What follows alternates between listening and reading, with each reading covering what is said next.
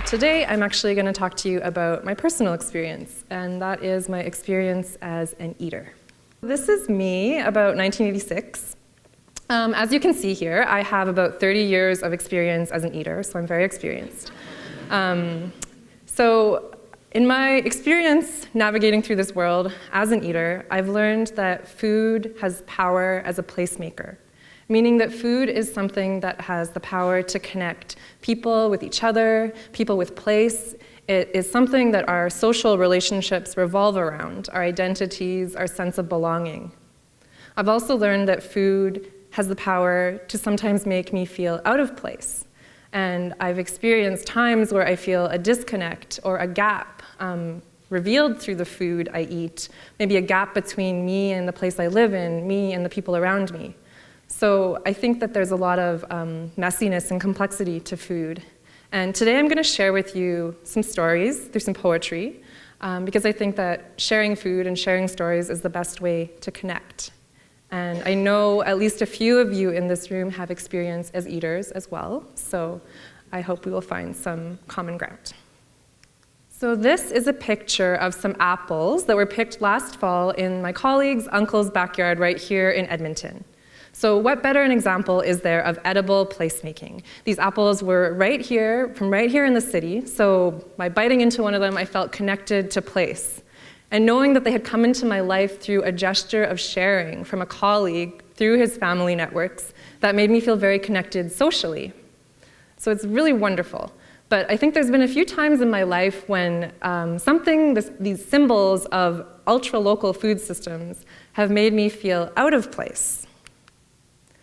So I'm going to go back in time to 2010. At this time, I was a student. I was doing my undergrad at the University of Waterloo in Ontario. And I was focused on environment and resource studies. I was in love with ideas about food activism and community organizing, social justice, anti-racism. I was on the other side of the country from my family, and so I was learning to cook through internet recipes, through cookbooks, and mostly from my friends and roommates. So I was learning from their different cooking traditions. They were French, Australian, Mennonite, Quebecois. They were Cantonese, they were Indian, they were Italian, they were mixed like me and all the rest. I was learning about the politics of food, global food systems, organics, critiques of the industrialized food system, and I was watching films like An Inconvenient Truth and Food Incorporated. I was learning about farmers markets and justice for migrant workers and the racialization of hunger and poverty. But what I loved learning about the most was the way that food could build community, that it could connect us, and the power of shared stories about favorite meals or favorite ingredients or food that connected us to different places in different parts of the world and the country. For me, this was edible placemaking. And yet there were times where I still struggled to sift through all this information to understand how to eat and how to feel in place. Because I still felt like there wasn't space in all of this learning and eating that I was doing. There wasn't space for me somehow to put my own experiences as an eater. So I remember sitting in the library trying to work on my thesis, and it was focused on the perspectives of women of color in alternative food movements. I was really curious about multicultural perspectives and why they weren't present in these larger discussions about good food. So I was sitting in the library and I ended up writing this poem. Cooking is confusing when the head wants something, but the stomach doesn't hold words to describe what these ingredients will become. Ginger, sliced green onions crisscrossed over steamed white fish and black bean sauce with rice and Kraft dinner, bacon, iceberg lettuce, tomatoes, Kraft golden Italian dressing. I never realized how involved Kraft was in my upbringing. Cooking is confusing. I don't know what will happen when the pressure of cooking to bridge a gap will make us rely on cardboard food which feeds us, but the taste buds will not flower. Ginger is a root. I don't know what to do with it. I don't know what to do without it. Everything I cook is from scratch, and yet I am defeated by the mounds of Ontario apples at the grocery store, and I go home empty-handed because ginger is imported from China. We don't cook by heart. We think we make ourselves every day following allrecipes.com and companies' coming cookbooks. They sure fooled us. So this behind me is a picture of some haw flakes. Some of you might be familiar with these. For me, they are a nostalgic childhood candy. They remind me of growing up and visiting Chinatown grocery stores on weekends in Edmonton. Some of these stores don't exist anymore. For me, this was really edible placemaking, of a different kind. A connection to Chinatown as a place where my family could access food that made us feel in place. We would go and get fresh tofu and fish and vegetables, go for dim sum. I learned recently that this candy is actually made from the fruit of the hawthorn plant. It's called haw. It's like a berry. So whenever I visit a new city, I end up in its Chinatown because I find that there's a sense of familiarity there, a connection that is about the connection with food and place. So I'm going to go forward now to 2013. At this time, I had just moved to Vancouver in Coast Salish territories, and I was there to study community and regional planning at the University of BC. Again, I found myself drawn to food as a placemaker. But this time what really captivated me was the stories, the untold stories, under the city and the way it was built, and some of these parallel food stories. So I was really interested in some of the stories about the early Chinese migrants who came looking for gold or building the railroad, and they ended up as market gardeners, some of the earliest urban farmers in the Vancouver area. And they were growing vegetables that would supply some of the grocery stores and some of the restaurants. And there were some of those farmers who ended up sharing and living with Musqueam First Nations and sharing their land together. So I found these stories really interesting. So it was my first fall, and there's a festival coming up, which is the Mid-Autumn Festival. It's a harvest festival in the Chinese calendar. And I wanted to do something to celebrate, but I didn't really know many people. And so even though I found myself living in a city where food was abundant, it felt like I could get to food and culturally fulfilling food by foot, by bicycle, by transit, which is what we want in our cities. The food was very fresh. I still felt I was missing something, and I think it was the social networks to enjoy the food within. So I ended up writing this poem. Let your feet take you to Chinatown, to the bakery recommended to your mother by the owner of a Chinese bookshop.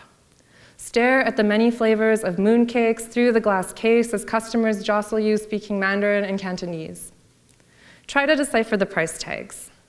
Ask for 2 mooncakes. You can't eat a whole box alone. When asked if it's a gift, say, oh no, it's just for me, you don't need to wrap it. They don't take debit, you have no cash, so wander the surrounding blocks till you find an ATM. Withdraw money with gratitude. Return. They'll ask if you speak Cantonese. You respond, xiu xiu, gong xiu xiu, I speak a little. They call you lang loi, pretty girl, say, you are ho let, very clever. They're impressed that you rode your bike. Take the mooncakes, stuff them in your backpack, and carry on. Let your feet take you to the neighborhood greasy spoon with all-day breakfasts and authentic Xi'an cuisine. Eat lunch. Wish the owners a zhongqiu jie kuai le, a happy mid-autumn festival. Let your feet take you to the corner grocer. They have organic peanut butter, tortillas, and pomelos dressed in red ribbons. Buy one. Don't ask yourself how you'll eat it alone. Text a friend and ask if she wants to eat with you. She's busy. Return to your house. Ask the internet to teach you your traditions. It will tell you that tonight is the autumn equinox, the harvest moon, a moon bright enough to harvest by. That it's the second most important Chinese festival, that the mooncakes and the round fruit symbolize togetherness, completeness, unity. Follow a Facebook link. It will tell you the story of a woman who swallowed the elixir of immortality and flew up to the moon to become a goddess. You'd forgotten this story, but now you recall your mother's voice. You hear the story. You learn that fruit and mooncakes must be laid out for the earth god and the moon goddess, and that people share one slice for each member of a family. But you are alone, and you have no incense. Now look out your bedroom window. The moon is bright and round.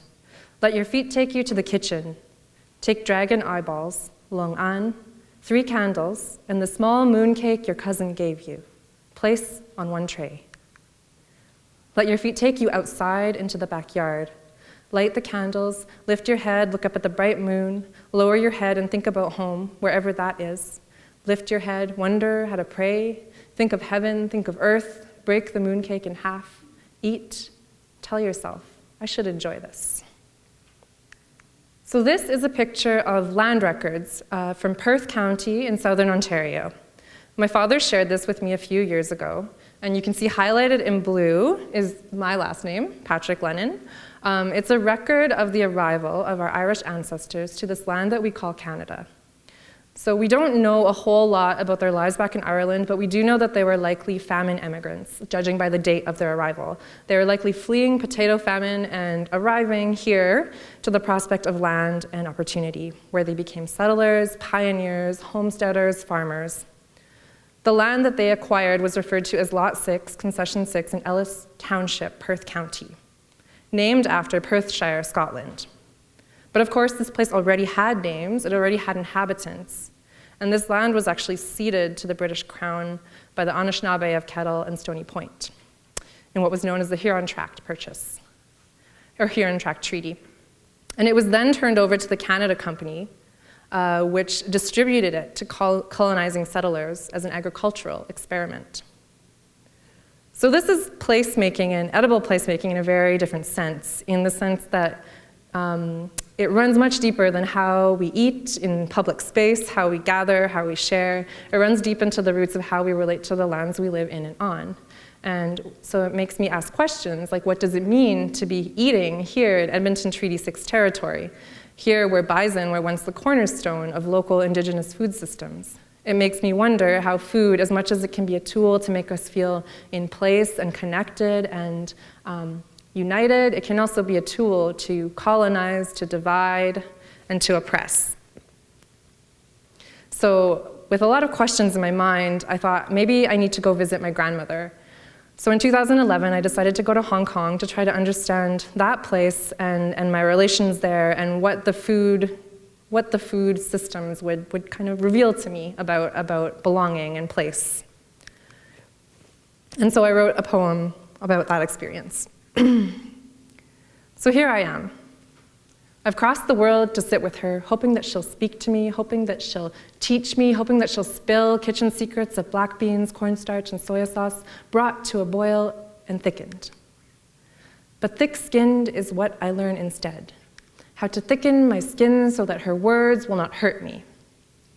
My grandmother's skin is paper-thin, blue veins raised like remnants of the Great Wall, and I wonder if the Great Wall of her stubbornness will ever fall. She falls more often now. She's broken both hips, hit her head, the arches of feet that once squatted in the streets selling vegetables, selling bok choy, gai lan, choy sum. Her feet no longer hold her. But she is stubborn, and fear of falling is nothing compared to the fear of failing to feed a family. You see, she still remembers hunger.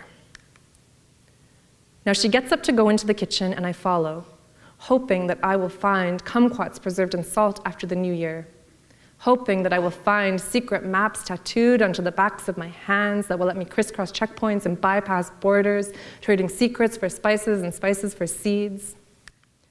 But her kitchen is small, and I'm too tall, and I don't know how to hold a knife, I don't know how much rice to cook for two, I don't know the names of vegetables. So she tells me, get out of the way. From the sidelines, I watch her. I watch her rinse rice, slice wintermelon, heat peanut oil and wok, crisscross green onions and ginger across fish belly. This belly has never known hunger. And yet I am afraid. I'm afraid that when the last Saskatchewan farmer yields to Monsanto, we won't know how to feed our cities. I'm afraid that when the grandparents are gone, our tongues will long for food that we no longer know how to name. That the food we eat will feed us, but our taste buds will not flower. But I can't say this. I can't say, grandmother, I'm hungry. I'm hungry for the wisdom of women who carried the weight of the world on their hips. I'm hungry because if I have a daughter, I don't know what color her skin will be. I don't know what language she'll dream in. But I will teach her to trust her gut, to find the food that makes her heart and stomach fly. I will teach her that we are intricate intersections. We are marketplaces full of squawking chickens and fishmongers and vegetables wet with morning dew. So that on those days when she feels like the world might slip out from under her feet, we will retreat to the kitchen and translate confusion into confidence. And we will feed our bodies because they are beautiful. Unfortunately, my Cantonese is very limited, so I cannot say this, but luckily I love to eat. Now it's 6 o'clock, the fish is steamed, the neighbors are home, and the news is on. My grandmother comes out from the kitchen, she takes her seat. I pour the tea, I fill our bowls, and I turn to her and I say the only thing I can say in Cantonese. I say, po po sik fan, eat rice, grandmother. And we eat. So this is a picture of some bok choy that I grew a few years ago in a little backyard garden with my mother. It was a very tiny harvest, but we were very proud. It felt really good to grow something here in our backyard that also made me feel connected and kind of fulfilled on many levels. So in my journey as an eater, I've learned that edible placemaking is not just about connecting with people, with place, finding meaning, the social relationships. It's also about making space for our own stories as eaters and being able to share them and being proud about what we eat and where that comes from. And we heard that up this morning, earlier, about ancestry and where we come from and knowing who we are. So I think just to close, I would like to say that there's a lot of power in sharing food. Food tastes better when we share it. Stories are better when you have people to listen to you. So I really hope that you will take a chance to share your stories and share your food with each other. And I think that through that sharing, we might be able to close some of those gaps and feel like we can all be in place here. Thank you.